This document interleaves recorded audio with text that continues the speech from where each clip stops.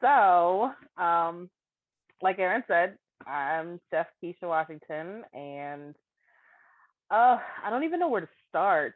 Um, my story goes back um, numerous years. I feel like um, I became a chef after culinary school. It's kind of crazy because I actually was in healthcare. That's what I initially went to school for, um, and was in healthcare for years and decided one day I was like, I don't want to do this anymore, and decided to go to culinary school.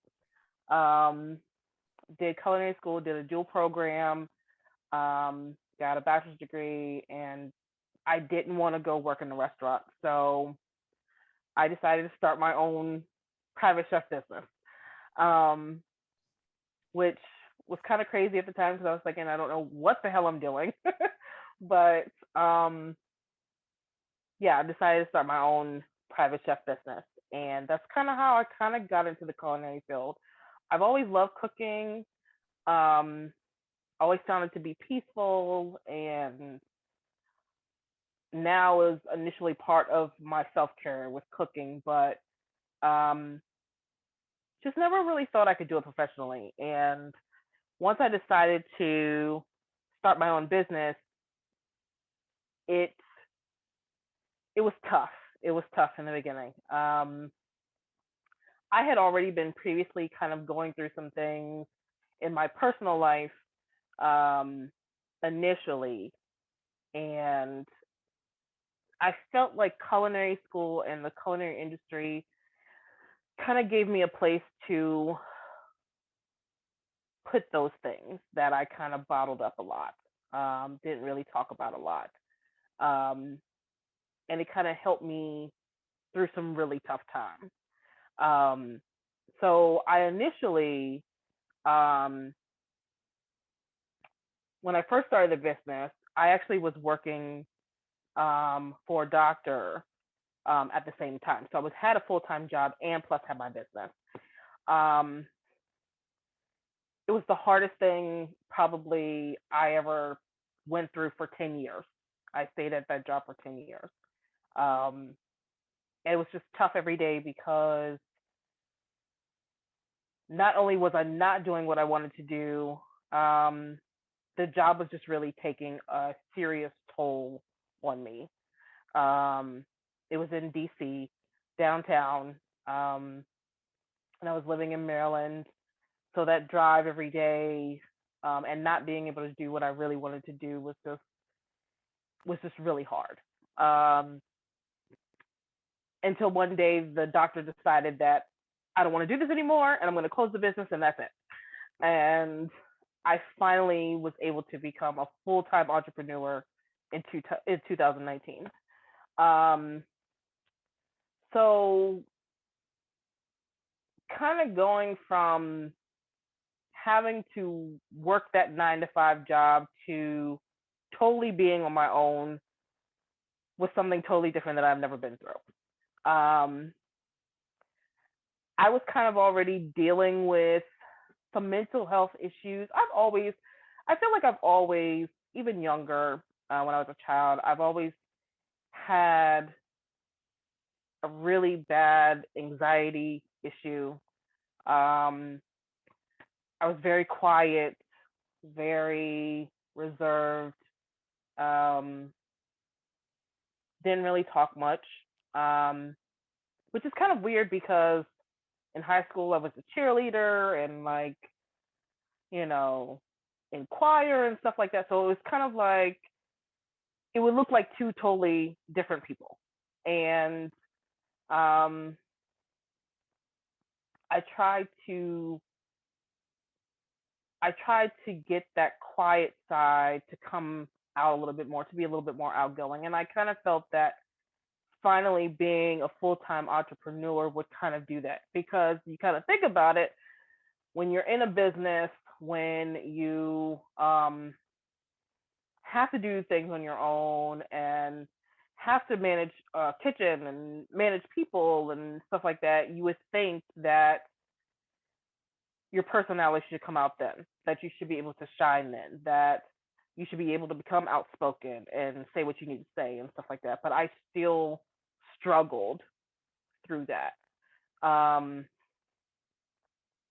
so through the years, it took me a while to get to a point where I was comfortable enough to actually get employees and sous chefs and talk to clients and stuff. And it's kind of crazy because I feel like it still takes me some time to do that. I'm very reserved when it comes to dealing with clients and other people. I'm very quiet. I'm very laid back. I kind of play the background very well. And I think that's always because I've always been a little self-conscious, um, not really knowing what I was capable of, and actually kind of scared of that. Um, so it took some time to get to. It definitely took a lot to get to where I'm at now. Um, I have been in therapy for over 10 years, and I've done individual therapy, I've done group therapy, um, and therapy has probably been the best thing that I probably could have done, for myself, and learning about myself and learning about how to deal with business, how to deal with others. Um, it has helped a lot in my mental health. Um, there was times where I've struggled with really bad bouts of depression and self harm and um, just a lack of where am I kind of going in life? What am I doing with my life?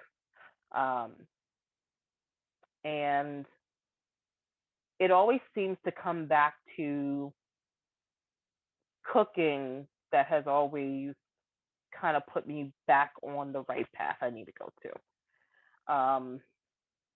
I think even till this day, I still kind of struggle with it a little bit.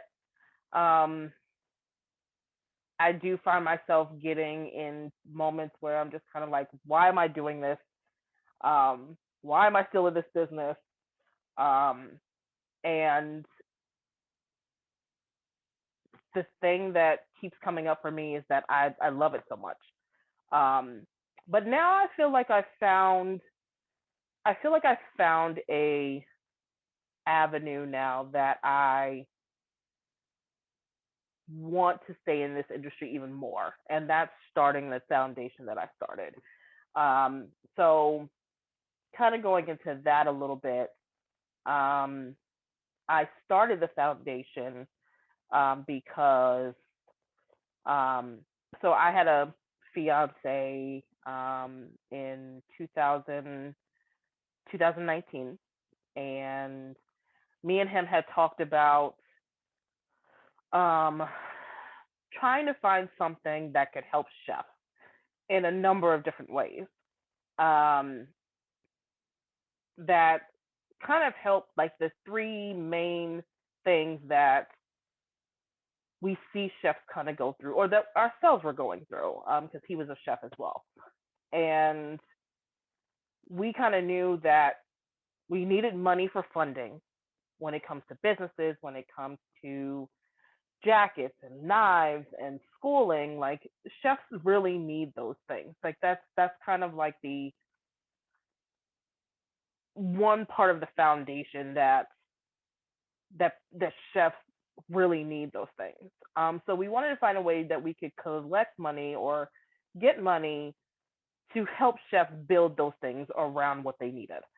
The other part to it was the mental health and substance abuse, um, because both of us had been through a number of different traumas in our life, um, bouts of depression, severe depression, self harm. I know he battled with um, mental health extensively, in his life, and we wanted to find a way that we could help chefs figure out how to self care more in their while they're working, while they're in the kitchen, um, and take better care of themselves.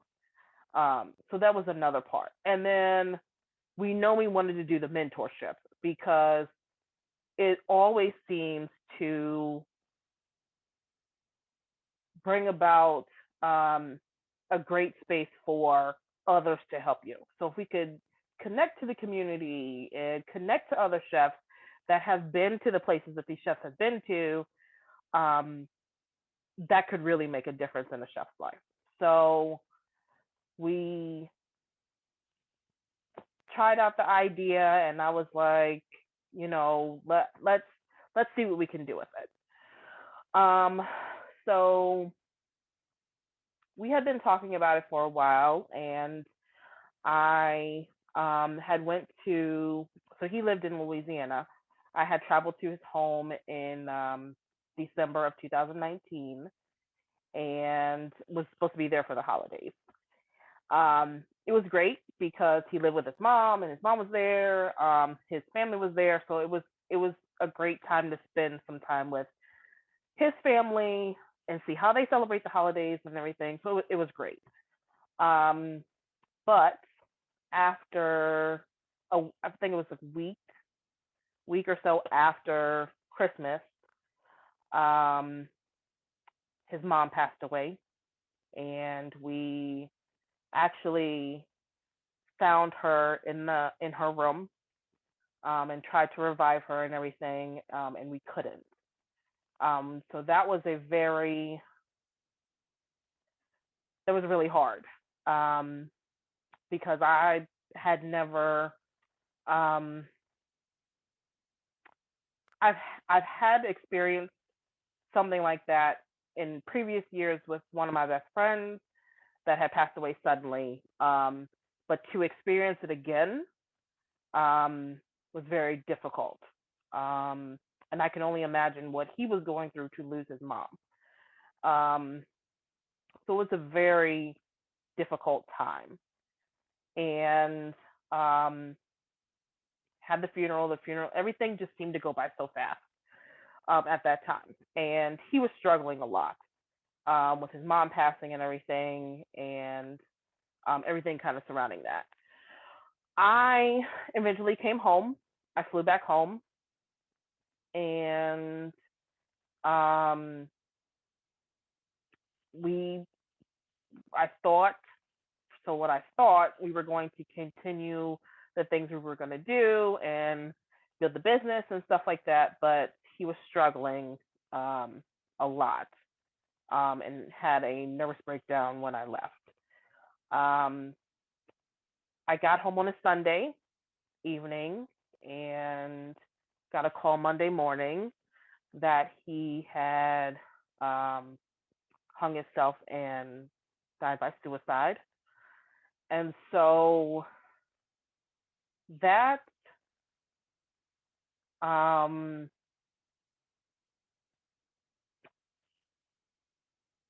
I really still don't know where to put that yet, to be honest.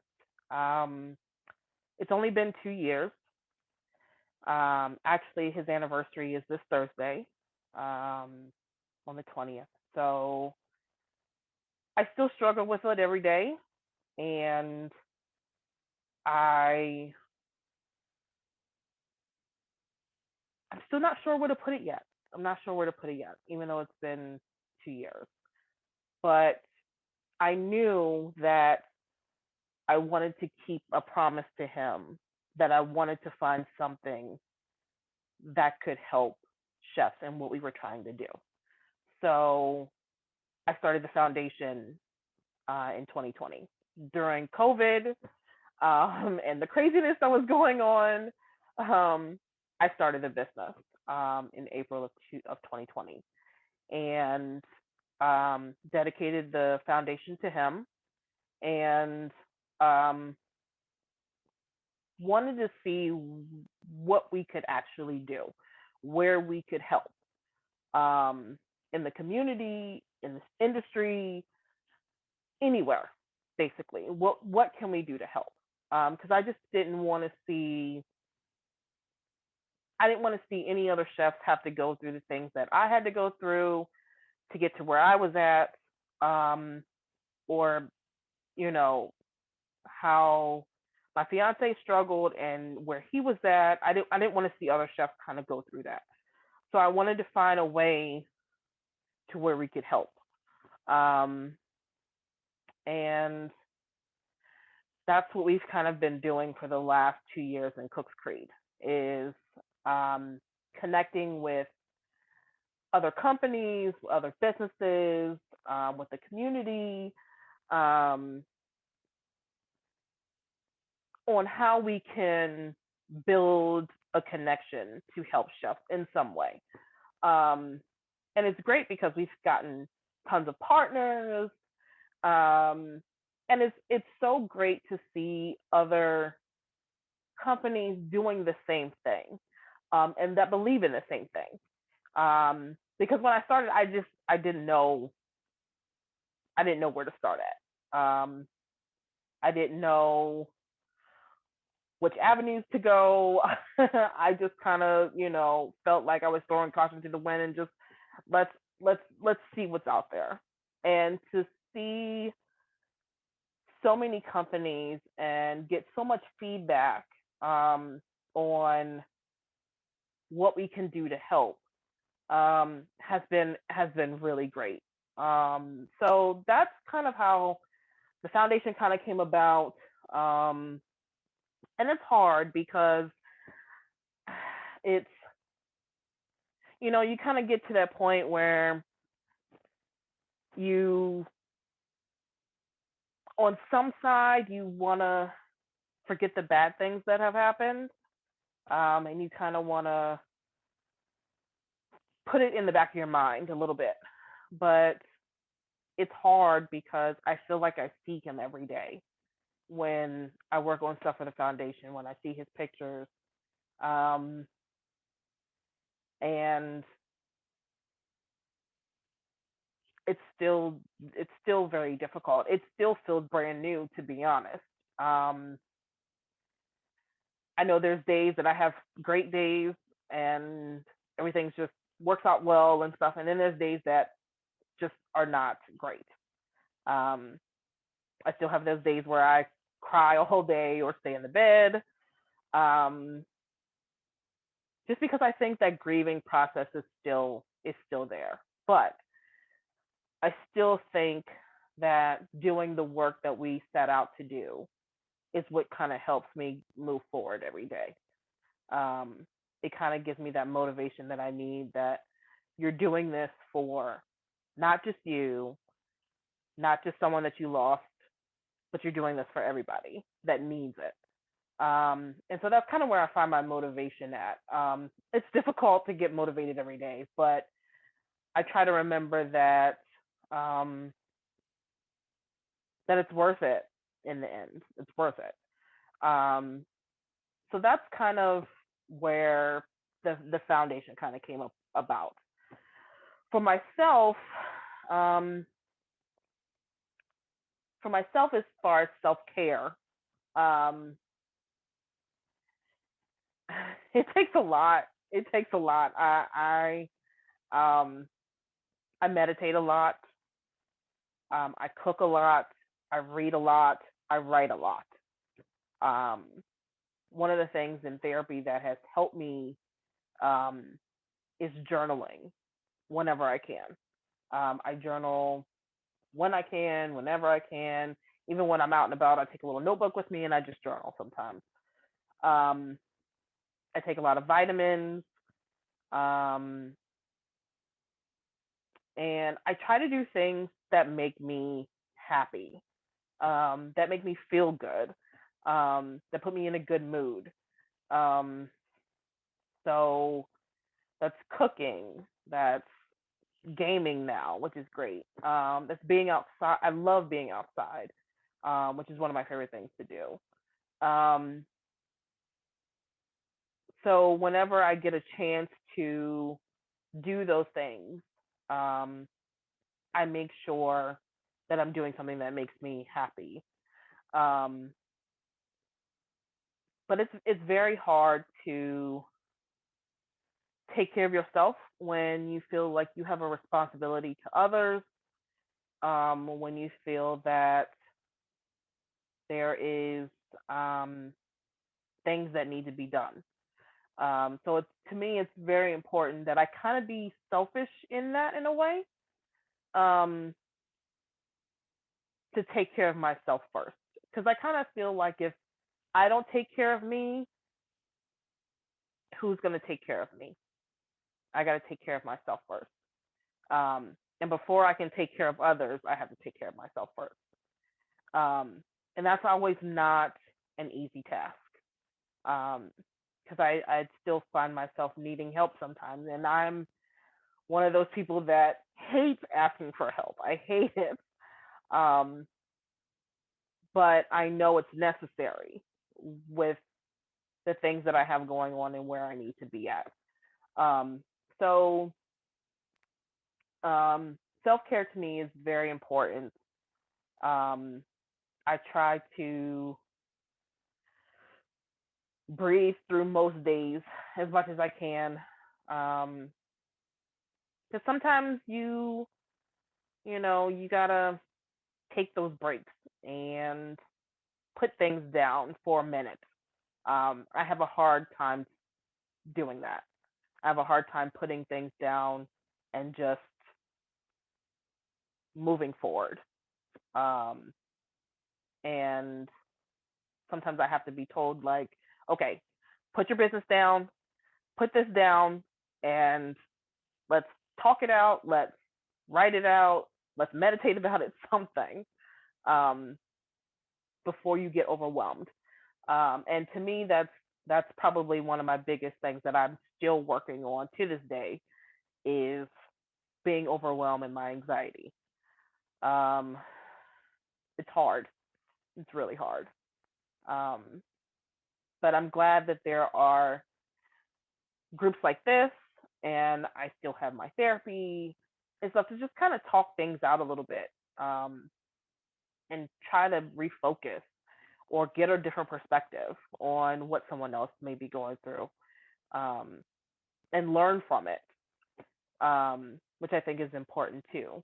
And is part of the self care as well, is listening to others and seeing where they're coming from in their story and how they take care of themselves, because maybe you can implement that in some way. Um, so yeah, that's kind of me in a nutshell. It hasn't been easy, and I will tell anybody coming into the industry, it's not easy. Um, you have your ups and downs. Um, there's going to be times when you just don't want to do it anymore, that you just had it. It's enough. Um, but you got to find that oomph a little bit. You got to find that something that keeps you motivated, that keeps you going, that makes you want to wake up every morning and say, I love what I do. I love doing this, um, for a particular reason, you know. Um, so yeah, that's kind of me in a nutshell. Like I said, yeah, I've learned to love what I do. I've learned to love what I do, but it's hard. It's hard still. Yeah. Thanks, Kisha.